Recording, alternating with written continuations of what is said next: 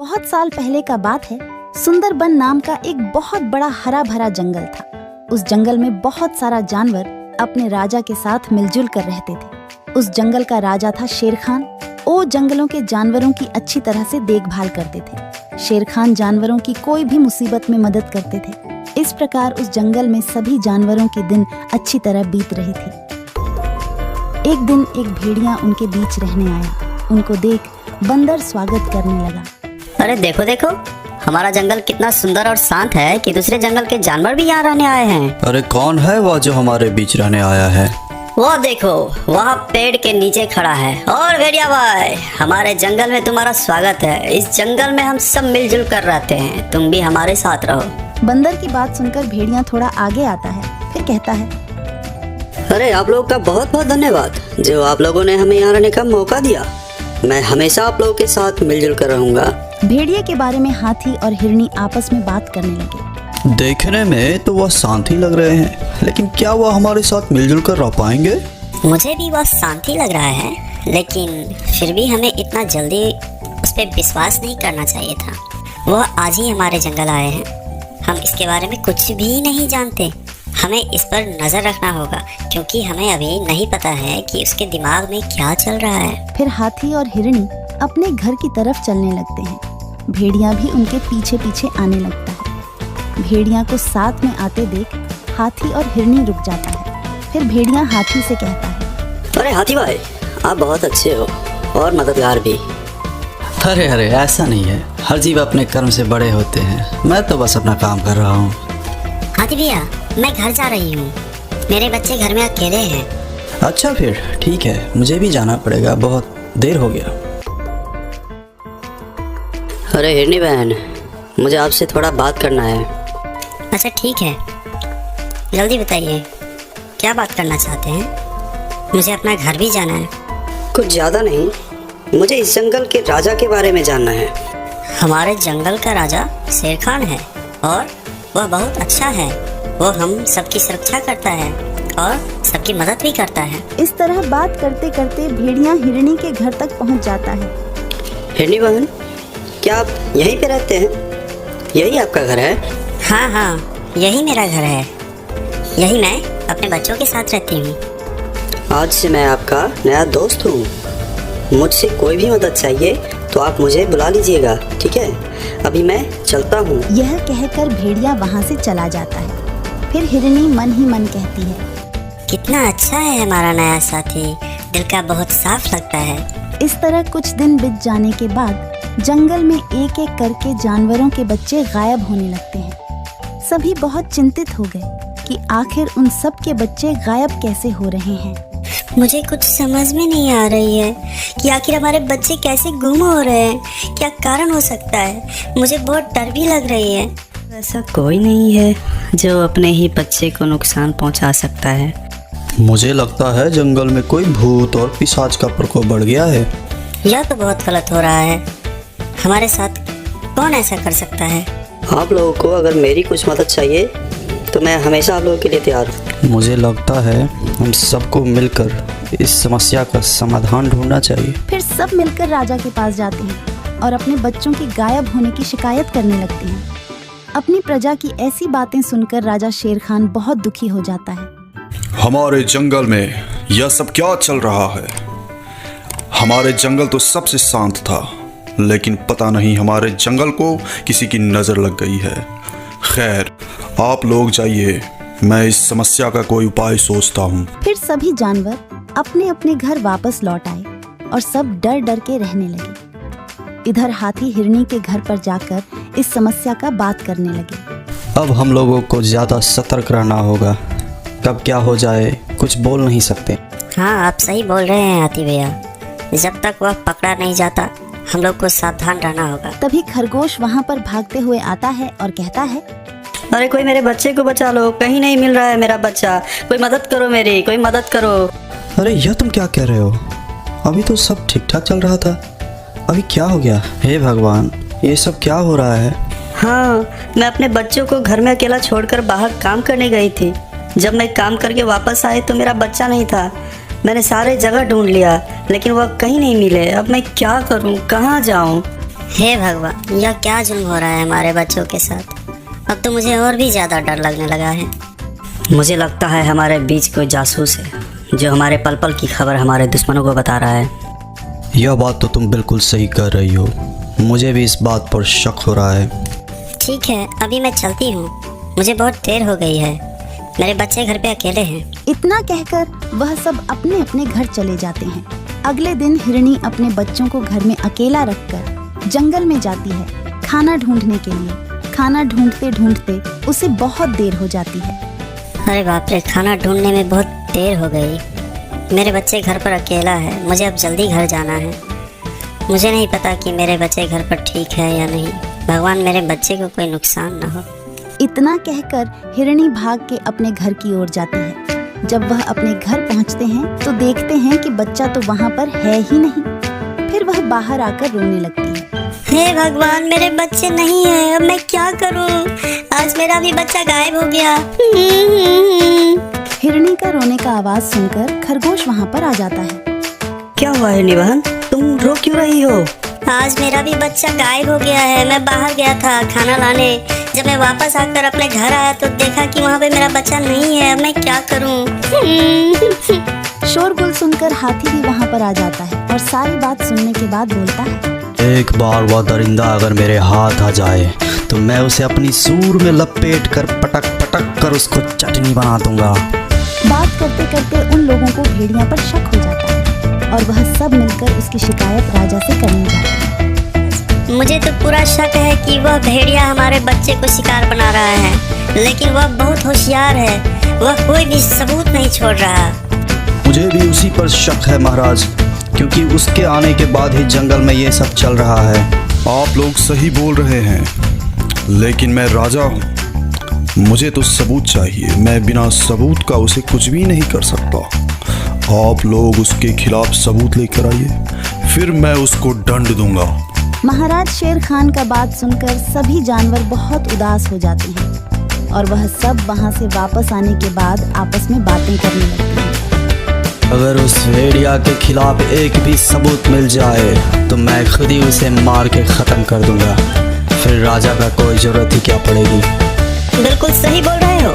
हम लोग राजा के पास बहुत उम्मीद लेकर गए थे कि वह हमारे मदद करेंगे। ऐसा राजा का क्या लाभ जो हमारी मदद नहीं कर सकते, हमारे बच्चों को हिफाजत नहीं कर सकते। देखो भाइयों, अभी यह वक्त राजा का बात करने का नहीं है। इस विषय में हम बाद में भी सोच सकते हैं। फिलहाल तो हमें उस राक्षस को पकड़ना है जो हमारे बच्चों को गायब कर रहा है। मुझे तो उसी भेड़िया पर ही पूरा शक है। वह अच्छा बनने का नाटक करके हमारे साथ यह सब कर रहा है। हमें कुछ ऐसी योजना बनाना चाहिए जिससे हम उस राक्षस को नंगे हाथ पकड़ सकें। हम सब अपनी अपनी योजनाएं बनाएंगे और जिसका योजना सबसे अच्छा हुआ हम उस पर काम करेंगे। चलो राजा के पास चलते हैं। योजना के अनुसार बंदर सारे जंगल में राजा के साथ बैठक की घोषणा करता है। फिर सारे जानवर राजा के पास चलने लगते हैं। इधर भेड़िया झाड़ में छुपकर सब कुछ देख रहा था। अच्छा, तो राजा के साथ आज सारे जंगल का बैठक है, तो सारे जानवर राजा के पास ही जाएंगे, यानी सबके बच्चे घर में अकेले रहेंगे। आज मुझे फिर से शिकार करने का अच्छा मौका मिला है। फिर भेड़िया अपना शिकार ढूंढने के लिए आगे बढ़ता है। यहाँ सभी मिलकर महाराज शेर खान को भेड़िया के खिलाफ सबूत दिखाते हैं और वह बोलते हैं कि महाराज, आज भेड़िया को नंगे हाथ पकड़ने का अच्छा मौका है। फिर महाराज शेर खान जानवरों की बात मानकर उस भेड़िया का पीछा करने लगता है।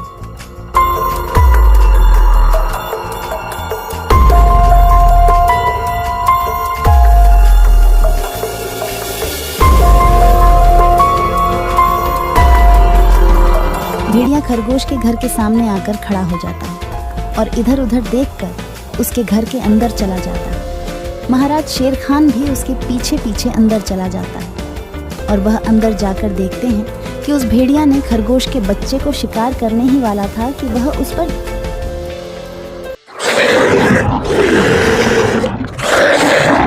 और उसे वहीं मार देते हैं। तो दोस्तों, ये कहानी से हमें यह सबक मिलती है कि हमें नए लोगों को मदद तो करनी चाहिए, लेकिन उस पे आंख बंद करके कभी भरोसा नहीं करनी चाहिए। दोस्तों, मेरे इस चैनल को ज़रूर सब्सक्राइब करें। आपका बहुत बहुत धन्यवाद। बहुत साल पहले की बात है। सुंदरबन के जंगल में शेर खान का शासन था। शेर खान दिल का बहुत अच्छा था। शेर खान हमेशा जंगल के जानवरों का ख्याल रखता था। एक सियार शेर खान का वफादार मंत्री था। वह जंगल में घूमता और सारे समाचार लाकर शेर खान को देता रहता था। एक दिन सियार शेर खान के पास आया और कहा, महाराज, जंगल के सभी जानवर कह रहे हैं आपके बाद इस सिंहासन पर कौन बैठेगा, इसीलिए ये सब कह रहे हैं कि आपकी शादी हो जानी चाहिए, क्योंकि आपका संतान ही आगे चलकर इस जंगल का राजा बनेगा। हाँ, जंगल की जानवर सही कह रहे हैं। मेरा संतान ही आगे चलकर इस जंगल का राजा बनेगा, इसीलिए मैं अवश्य शादी करूंगा। तुम शादी की तैयारियां करो। फिर शेर खान की शादी बड़ी ही धूमधाम से हो रहे थे। जंगल के सभी जानवरों को शादी में बुलाया गया था। छोटे से चूहे को छोड़कर शादी में बहुत सारा खाने पीने का इंतजाम किया गया था। सभी जानवर पेट भर खाना खाया। इधर चूहा को निमंत्रण ना मिलने के कारण वह बहुत गुस्से में था। ये शेर तो बड़ा ही घमंडी निकला। उसने मुझे शादी में ना बुलाकर मेरा अपमान किया है। मैं इसका बदला अवश्य लूंगा। इस बात को लेकर चूहा बहुत ही नाराज था। वह मन ही मन सोचने लगा कि इसका बदला कैसे लिया जाए। कुछ देर सोचने के बाद वह एक योजना बनाता है। मैं भी शादी करूंगा। हाँ, मैं भी शादी करूंगा। बड़ी धूमधाम से शादी करूंगा और शादी में उस शेर को छोड़ के सभी को आमंत्रित करूंगा। हाँ, यही ठीक रहेगा। फिर चूहे ने शादी करने का फैसला कर लिया और वह अपने लिए एक दुल्हन ढूंढने निकल पड़ा। थोड़ी दूर जाने के बाद उसे एक दुल्हन दिखाई पड़ा। फिर चूहे ने उसके पास जाकर कहा, शादी तो मैं कर लूं, लेकिन इसके साथ से तो मैं बिल्कुल नहीं शादी करूंगा। मेरी दुल्हन तो उस घमंडी शेर के दुल्हन से भी सुंदर और शक्तिशाली होनी चाहिए। फिर चूहा आगे जाकर एक पेड़ के नीचे रुक गया। दुल्हन की खोज को लेकर चूहा चिंतित हो गया। वह सोच रहा था कि भला इतनी सुंदर और शक्तिशाली दुल्हन उसे कहाँ मिलेगा। यह सोचते सोचते वह चल ही रहा था कि उसकी नजर आसमान की तरफ गई। उसने देखा कि सूर्य भगवान आसमान में चमक रहे हैं। तभी उसके दिमाग के बत्ती जली। अरे वाह, सूर्य भगवान तो सबसे शक्तिशाली है। कितना तेज है उनका। यही ठीक रहेगा। उनकी बेटी सुंदर भी होगी और शक्तिशाली भी। फिर चूहा एक पेड़ के नीचे ध्यान लगाते हुए बैठ गया और सूर्य भगवान को तपस्या करने लगा। ओम सूर्याय नमः, ओम सूर्याय नमः, ओम सूर्याय नमः। इधर चूहे को तपस्या करते हुए देखकर सूर्य भगवान बहुत आश्चर्य हुए कि यह नन्हा सा चूहा उनकी तपस्या क्यों कर रहा है।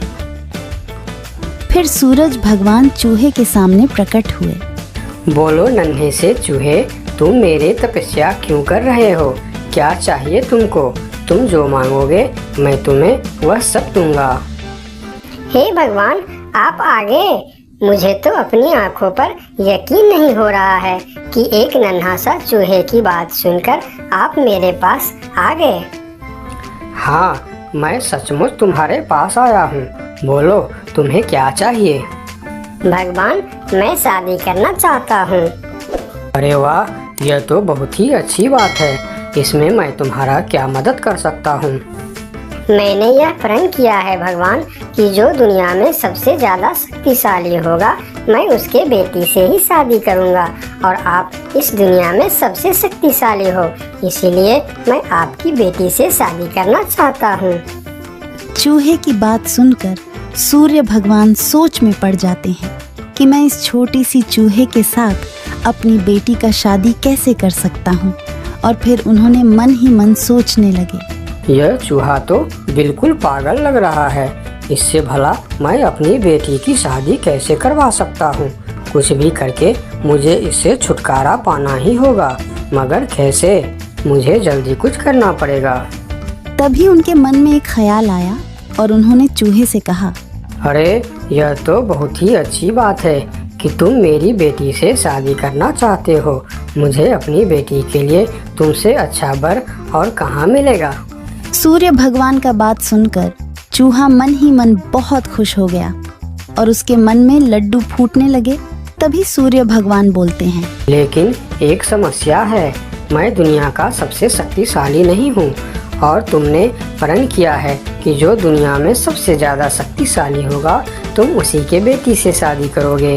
अगर तुमने मेरी बेटी से शादी की तो तुम्हारा प्रण टूट जाएगा। हे भगवान, ये आप क्या बोल रहे हो? आपसे भी शक्तिशाली? आपसे शक्तिशाली भला इस दुनिया में और कौन हो सकता है? मुझसे शक्तिशाली तो वह बादल है जो अपने परछाई से मुझे भी ढक देता है। यह सुनकर चूहा आसमान की तरफ बादल को देखने लगा और बोला, अगर बादल आपसे भी ज्यादा शक्तिशाली है तो मैं फिर उसकी बेटी से ही शादी करूंगी। आप उसे नीचे बुलाइए।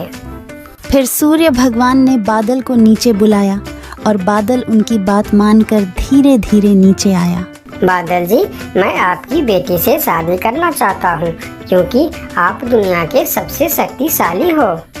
मैं अपने आप को बहुत बड़ा भाग्यमानी समझूंगा अगर आपकी विवाह मेरी बेटी से हुई, लेकिन मैं दुनिया का सबसे शक्तिशाली नहीं हूँ।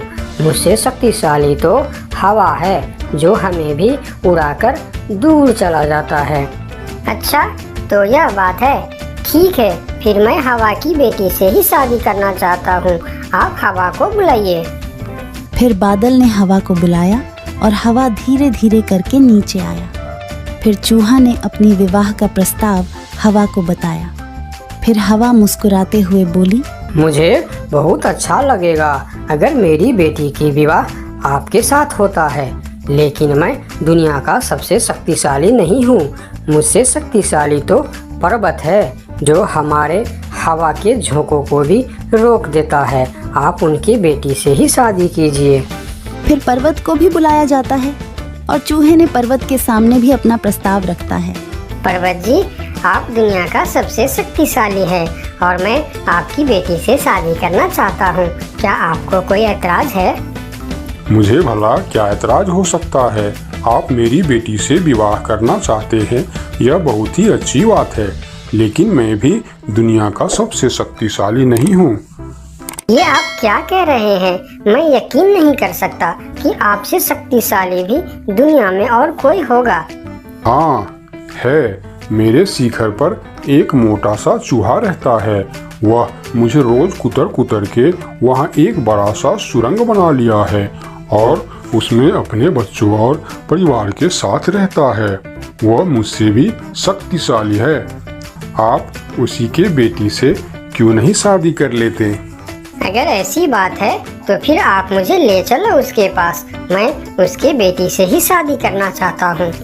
फिर सब मिलकर उस मोटे चूहे के पास जाता है और उसके पास उस नन्हा सा चूहा का शादी का प्रस्ताव रखता है।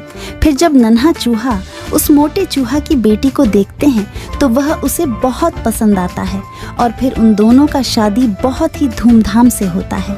नन्हे चूहे ने जंगल की सारे जानवरों को निमंत्रण दिया, लेकिन शेर से बदला लेने के लिए उसने उनको निमंत्रण नहीं भेजा। जब शेर खान को इस बात की खबर होती है तो शेर खान बहुत ही गुस्सा हो जाता है और अगले दिन सियार को उस चूहे के पास भेजता है और बोलता है, उस चूहे को कल मेरी दरबार में हाजिर करो। अगले दिन सियार उस चूहे को बुलाने के लिए उसके घर पर जाता है। अरे चूहा भाई, तुमको शेर खान ने याद किया है, जल्दी चलो। चूहा सियार के साथ शेर खान के दरबार में जाता है। उसे देखते ही शेर खान चिल्लाकर बोलते हैं, चूहे चूहे, तुम्हारी इतनी बड़ी दुस्साहस! तुमने अपनी शादी में जंगल की सभी पक्षी और जानवरों को निमंत्रण दिया और तुमने मुझे बुलाना सही नहीं समझा। मैं इस जंगल का राजा हूँ और सबसे शक्तिशाली भी। अगर मैं चाहूँ तो तुमको एक झटके में खत्म कर सकता हूँ। मुझे माफ कर दीजिए महाराज। जब आपने अपनी शादी में पूरे जंगल को निमंत्रण दी और मुझे नहीं दी, तब मुझे भी ऐसे ही दुख हुआ था। यही एहसास दिलाने के लिए मैंने आपको निमंत्रण नहीं दिया। मुझे माफ कर दीजिए। क्यों रे सियार, तूने ऐसा क्यों किया? मैंने तो तुमको बोल दिया था कि जंगल के कोई भी पशु पक्षी छूटनी नहीं चाहिए। फिर तुमने इस चूहे को निमंत्रण क्यों नहीं दिया? मुझे माफ कर दीजिए महाराज, गलती हो गई। मैंने सोचा यह छोटा सा जीव, इसको क्या निमंत्रण देने का, इसलिए मैंने इसे छोड़ दिया था। मुझे आप माफ कर दीजिए। ठीक है, अगले बार से ध्यान रखना। मेरे लिए जंगल का हर जीव एक जैसा है।